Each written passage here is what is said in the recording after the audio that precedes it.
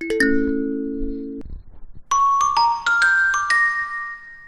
င်္ဂလာပါခင်ဗျာ Crispy Cook Channel မှာပြန်လည်ကြိုဆိုလိုက်ပါရခင်ဗျာဒီနေ့အတွက်မီနူလေးကတော့ကျွန်တော်တို့တစ်ခွက်ထဲနဲ့လေဟင်းဖြစ်တယ်ဆိုတော့ပစွန်ကြောက်တငင်းကြီးချက်ကလေးပဲဖြစ်ပါရခင်ဗျာ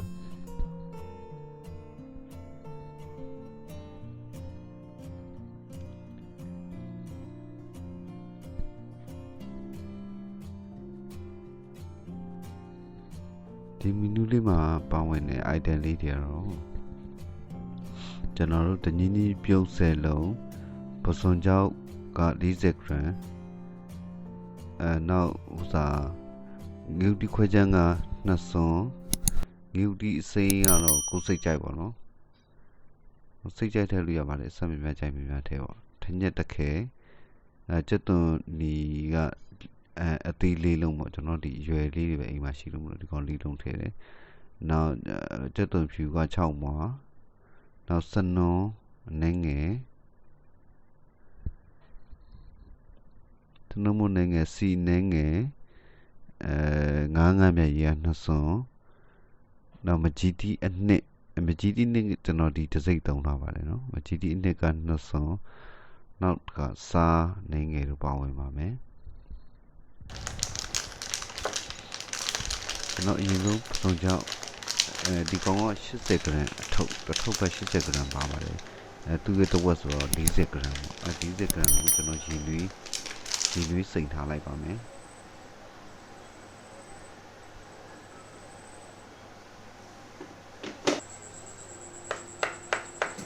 နောက်ခုနတငင်းကြီးပြုတ်ပြီးတာတငင်းကြီးကိုပလိထားလိုက်ပါမယ်တငင်းကြီးစလုံး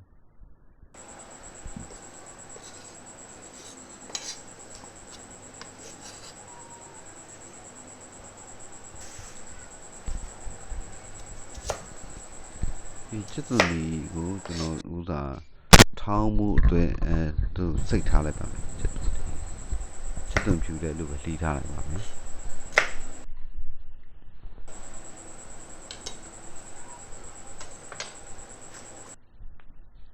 ပြီးတော့နှစ်ခုရောပြီးထောင်းပါမယ်ချစ်သူဖြူနဲ့ချစ်သူလေး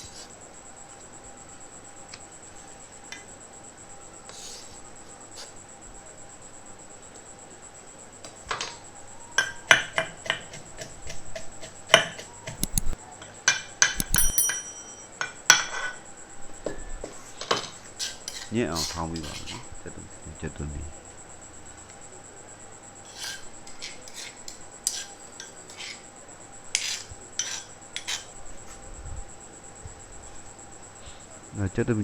ထောင်းပြီးရင်ကျွန်တော်ငုတ်ဒီစိမ့်နဲ့ခွဲချမ်းက2စွန်ပေါ့နော်အဲ့ကောင်ရောပြီးတော့မှထောင်းပါမယ်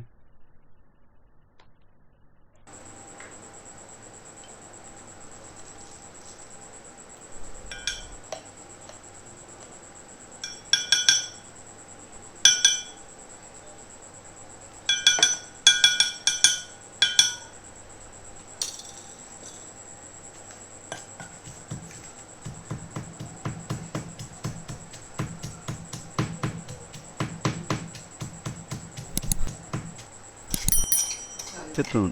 ငုတ်ဒီစိမ့်ကတော့ခုအဆက်ကြိုက်ရင်များထည့်လို့ရပါတယ်နော်ငုတ်ဒီခွဲချမ်းကျွန်တော်အရောင်အတွက်ထည့်ထားပါပါထညက်ကိုပလိထားပါမယ်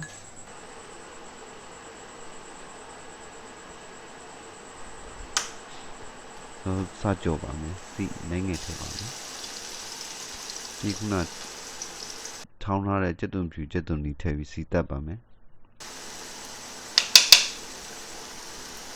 ကျက်သွန်နွမ်းသွားပြီဆိုရင်စနွန်ထည့်ပါမယ်စနွန်ထည့်ဒီခုနထောင်းထားတဲ့ငရုတ်ပြီးစိမ့်နဲ့ခွဲချမ်းထောင်းထားတဲ့ကောင်ထည့်ပြီးလှိမ့်ပြီးပါမယ်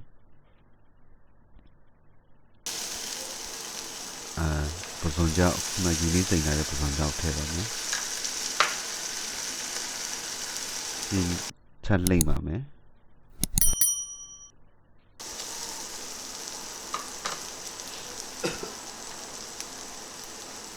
ငါးကြီးနှစ်စွန်းထည့်ပါမယ်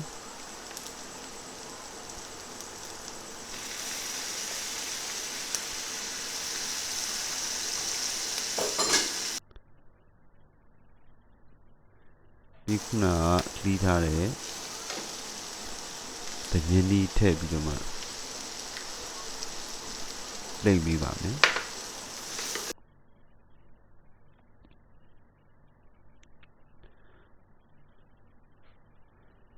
ရေအရန်6နေရဆိုတော့ရေနည်းနည်းထည့်ပါမယ်ဒီကောင်6နေထည့်လိုက်ပါရယ်ပြီးရင်ထညက်ခုနဒီထားတဲ့ထညက်ထည့်ပါမယ်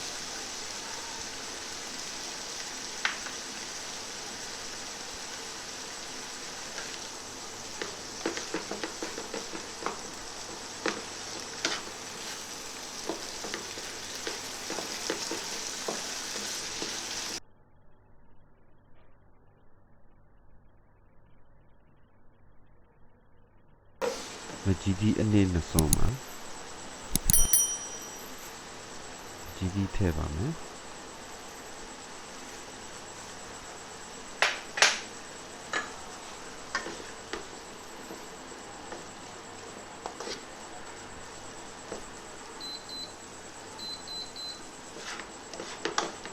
မီးယူနည်းနည်းလျှော့လိုက်ပြီးတော့သူခဏလိမ့်ပြီးလို့ရှိရင်ကျွန်တော်ရေနွေးသုံးလိုက်ပါမယ်ရေနွေးထည့်ပြီးတော့မှသူခဏအုပ်ထားလိုက်ပါမယ်ခဏအုပ်ပြီးပါလို့ရှိရင်ကျွန်တော်တို့တရင်ဒီပစုံကြောင့်တရင်ဒီချက်ပြီးရပါပြီသုံးဆောင်လို့ရပါပြီ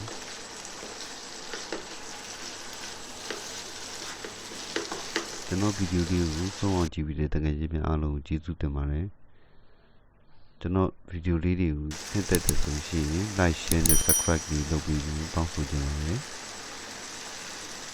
နောက်ဗီဒီယိုလေးမှာပြန်ဆောင်ကြပါမယ်ကျေးဇူးတင်ပါတယ် bye bye ပါ